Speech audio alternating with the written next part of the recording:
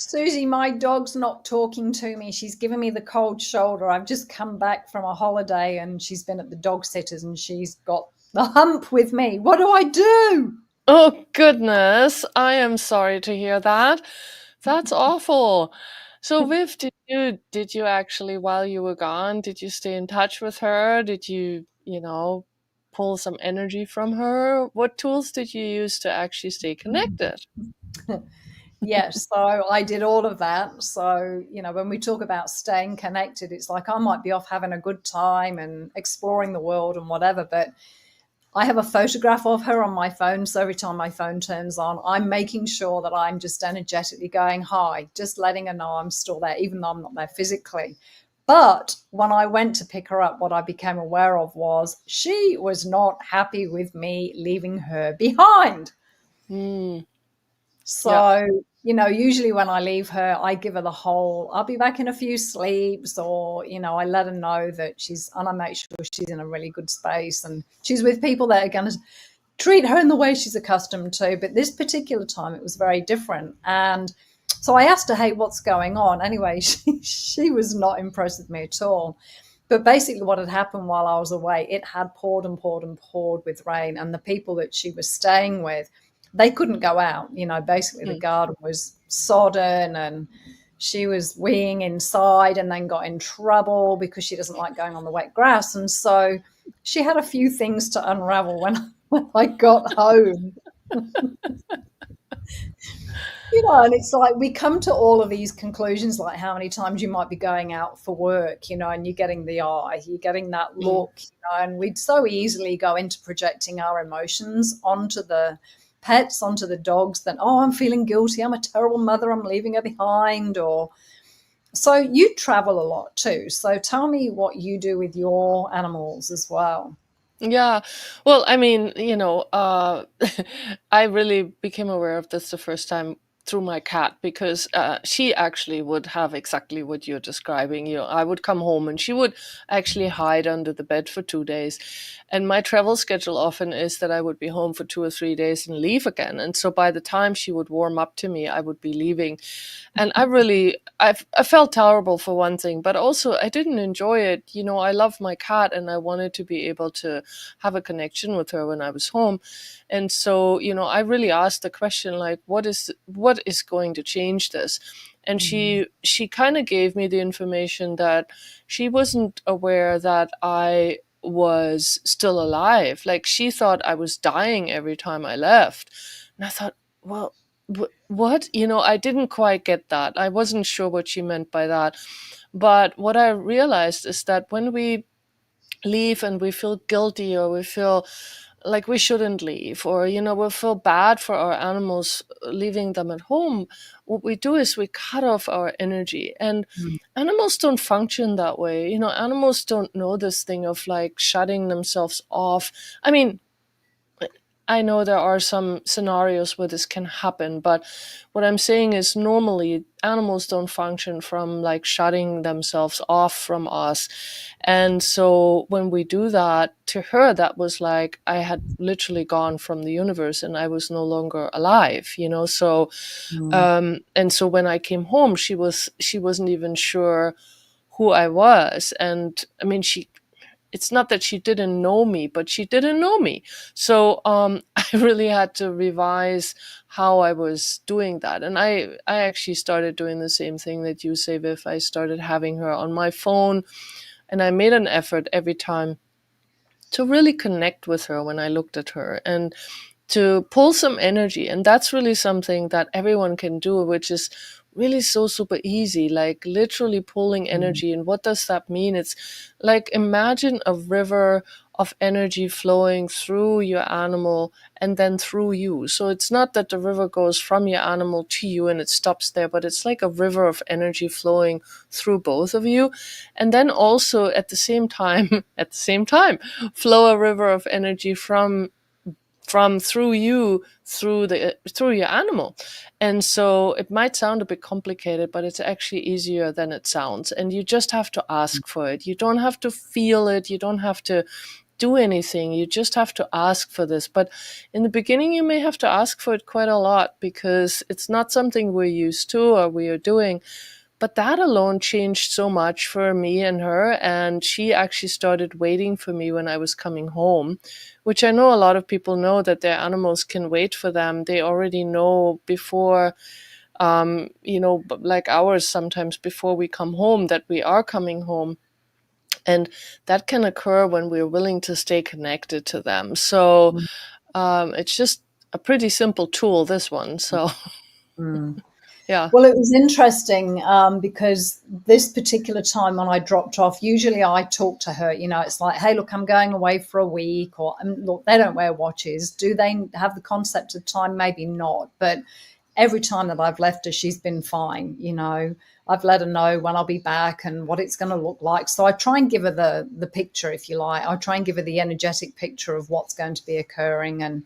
But this particular time, I got lost on the way to where I was dropping her off at the dog sitters, and my GPS stopped working. So I was pretty frazzled by the time I got there because I was running late. I had a plane to catch, the whole thing. And so she could sense my angst in the car. And so when I dropped her off, there wasn't the usual 5 minutes, have a chat with her, settle her in, and just be really peaceful and kind of broadcast that peace and space into her world. I was in a frazzle. I dropped her off. I gave her a quick cuddle, said goodbye, and I got in the car and drove off. And so I could feel her like 3 or 4 times while I was away, really pulling on my energy. And after about the second time, I just tuned into her and I went, hey, what's up? What's going on? Are you not happy? Is there something up with your body? Is there something that I can contribute? And already she was quite distressed. And so I messaged the lady looking after her. I said, hey, how's Bella? Is she going good? Is she okay? And she said, oh, yeah, it's just been pouring with rain. She hasn't been out. She's peed inside the house and I've roused on her, and it's like Bella doesn't ever get roused on. She doesn't need to get roused on. You just talk really clearly to her and she gets it. And so she was almost put out that somebody would speak to her in that tone. And so when I picked her up, she ran straight past me. She just completely ignored me when I went to get her. She ran out. The back door was open in the car. She jumped straight in the car and turned her back on me. And I went, oh dear. Walked over and I'm not making it significant. I'm not going to go into any story. And I went in and I gave her a cuddle and she just sat with her face away from me. And I'm like, haven't seen this with her before. Got in the car and I'm chattering away to her, looked in the mirror, she's facing backwards out the car. I went, righto. Anyway, it took about 3 days to really come round. She was just really quite guarded with me, and it was almost as if, our relationship had gone a few steps back so I adopted her, and it's almost like how she was when she was first with me. She's quite shut down and quite disconnected. So I said to her, look, I'm really sorry. What can I do to make up for the damage I've done, and just kind of tried to lighten things up a bit and make it a bit fun. But I gave her space to process whatever it was. I didn't get into it. I didn't feel bad. I didn't go overboard and spoil her or try and bribe her. I went, okay, your choice. And by day 3, she was a lot more, hi, Mum. She was all waggly. And so, yeah, it was all done and dusted. So it's just really interesting how they communicate to us in their own way. And if we're diligent with not projecting all of our assumptions, conclusions, what it means, making it significant, making it real, it's just like, okay, cool, that's how you're being right now. I'm ready to play whenever you are. Do you want to go for a walk? It's like I didn't put any significance on it. And I actually thought it was quite amusing, to be honest, because it was so obvious to me what she was saying. And the friend that I'm staying with at the moment, she said, I've never seen her like this. She's really got the poops with you. And I'm like, yeah, I know. First time I've ever had an animal be like this. But hey, they're all different. But isn't it also funny, Viv, that we scheduled this particular topic, Yes. ahead of time, Yeah. and while we were both gone, and we kind of were like, hey, what other life do we want to do? And then this came up, but isn't it funny that she gave you Yes. really the fodder for it? Always the contribution. That is so Yes. great. Yeah, but so, just to kind of reiterate one thing that's really important. So when you are leaving for a vacation, for your day at work, for whatever you do with your animal, don't go into any kind of guilt. Don't go into any kind of feeling bad for your animal, for the situation, because that inevitably really makes things worse. So you really want to be present with your animal, and you don't want to sneak out either. Please don't try to sneak out. It's such a stupid idea we have, it doesn't work. Please don't sneak out. um, but just be present and then do what Viv was talking about. Like, let them know, give them a download of what's happening. They're staying home, you're going to work, you're going to stay energetically connected, and then you're coming home at this time. And, Viv, you said earlier, do they actually have like a quote unquote sense of time? I think that their sense of time is different from our clock going tick tock, tick tock. But they know when it's feeding time, and they know those things, so they do have a sense of that timing. And I do also get that we can communicate with them for how long we will be gone. Like, for example, if I'm only gone for a couple of days, I usually just use the sun up and down sort of, as an information. Like, I'll be up, I'll be back in 2 sleeps, or however you want to phrase it. But if I'm gone longer, I use the moon phase, and I will just show them the moon phase. Like, okay, I'll be gone until the new moon, or I'll be gone, you'll see the new moon, and then again, I'll be back at the full moon, or however, So just allow yourself to give them some information, because it is important to them to kind of get a download, like Viv was saying. And however you do that, you can speak with them, you can give it to them in pictures, you can give it in a movie, however it's easy for you. Please don't make this complicated, because animals will receive your energetic contribution and your energetic messages if you're congruent. So as long as you're just speaking what is really going on, then they will quote unquote hear you energetically, no matter how you deliver it, in what language, so just know that. And I think those are just some really cool tools that you can use that really, really work. We've worked with many people around the world, and it's made a big difference for some of them that had animals at home, that had separation anxiety and other things going on. And it's made a big difference for them. So please try these tools. They do work. And Viv, do you have something else? Like, sorry, I've been hogging airtime. No, it was basically, for me, that energetic conversation with Bella before I went, because I was frazzled.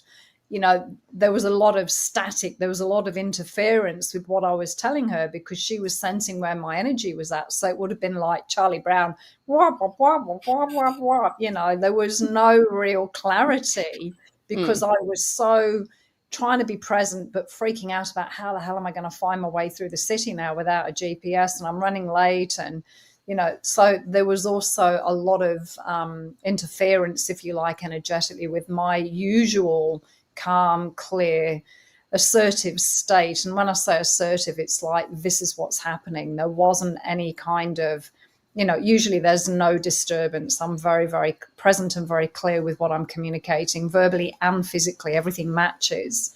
When somebody tells you something, but something doesn't sit right with you, there's something else they're not saying. We know when that energy is a bit off. And so, she didn't have the usual, because I've never had a problem leaving her before. She's never had a problem with me coming home before.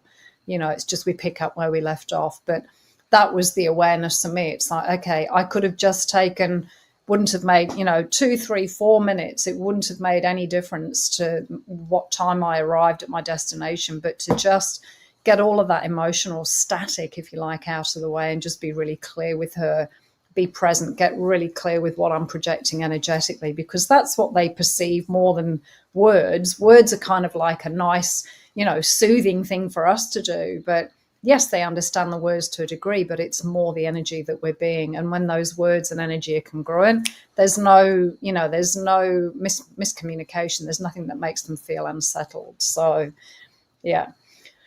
And so what I did was I went out and bought her some of her favorite raw steak and bribed her in the end. Just a few pieces in a dinner. I'm like, I'll just give her a bit of a token offering, and that was it. It just lightened the mood, and she was fine after that. So, but That's great. I found it more amusing than anything else. I'm like, wow, I've never seen this side of you before. This is quite entertaining to me. She's So, moping away. yes, indeed. I'm like, oh, well, have fun with that. Yeah. Yeah. How So cool. I wonder what our next topic will be for our next Yeah, live. You'll have to join us to find out because I don't know, and I don't know exactly. if Susie knows either. No, I don't think we do. And just to address, like, we have somebody here very enthusiastically asking a lot of questions, and Josephine is asking, well, how long has Talk to the Animals actually been around? And as far as I know, Gary Douglas started Access probably in 1989, and so I would say that's about when all that came about, because Gary Douglas, the founder of Access Consciousness, is basically the one that created all these tools, and Talk to the Animals came about pretty well right after he started with the tools for people, because somebody asked him, does this work for animals too? And he said yes, and he was surprised by his answer, because he answers everything by energy. And so he was like, oh, this works for animals. He didn't really know ahead of time, but so that's when it all got started, um, more or less. I'm pretty sure it was in '89, so that's about it. So it's been around for a while, and yeah, here we are, still using the tools and enjoying them and learning more about our animals every day. Yeah, absolutely. And just, she was also saying, oh, we've got a big thunderstorm here, if you can hear that. Yeah, yeah, I can do. Um, Ooh, that's a big one. Yeah, an energy pool with our animals, please. So, yes, Josephine, are you asking, can we do an energy pool with our animals, or did you want a bit more explanation? With what we've said, maybe we can do that for a live. Maybe we could talk more about that in the next live too. Yeah, Uh, Thank you for that, Josephine. we'll do it. As well. Yes, she says. Okay, let's Great. make that the next live. Fabulous, Sounds good. Susie. Well, Okay. enjoy, because I know you've just facilitated us start the conversation class in Taipei, I believe. Yeah, it was so much fun. We had a great group of people, and we actually I want to throw this in because I've done a few of these classes over the years, and sometimes part of this class is to go to a zoo, and we went to the zoo, and I have never been in the zoo with a group of people that are from the Talk to the Animals class, where the animals started actually performing for us. And we had so many animals that started performing for us. I was really quite in awe, because apparently this particular group brought that out in some of the animals, and they went out of their way to do some shenanigans for us. And honestly, I had never experienced that before. I was so happy to see that, and it was so different, and I was so curious to what energy we were being that was bringing that out in all those animals. So that was really cool. Well, let's talk about that on a live too, because we mentioned the classes of Talk to the Animals, and it's like, well, what are they? I don't know whether that ever, and because it's so fresh, it's only in the last few days, and you've had this experience because every class is different. Yeah. Let's talk about that too, Susie. That would be really cool. Okay, sounds good. Yeah, the performing zoo animals. Exactly. Thank you, my friend. Thank you, Thank Josephine. you. Us now and in the future, and we will see you next time. And by the way, this is fake, just in case you were wondering. Thank you for that clarification, Viv. Just in case, you just never know. You never know. Bye. Bye.